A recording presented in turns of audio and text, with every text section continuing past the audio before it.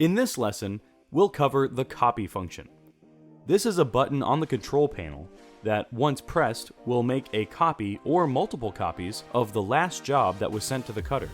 To use the copy function, a job first has to be sent to the cutter. Once the job is cut, it remains in the buffer.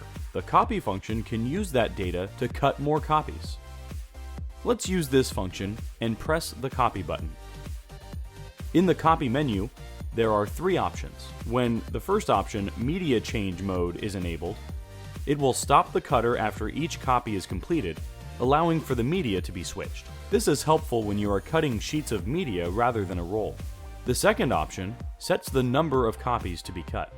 And the third option has useful settings such as spacing between each copy, enabling the crosscut function after each copy, and the spacing or distance we would like fed before it crosscuts the media. Let's press the Escape key to exit this menu. Next, we'll set the number of copies by pressing the 2 key. Set the number to 4 copies. Press Escape to go to the previous menu. And then press Enter to start the process of cutting the copies.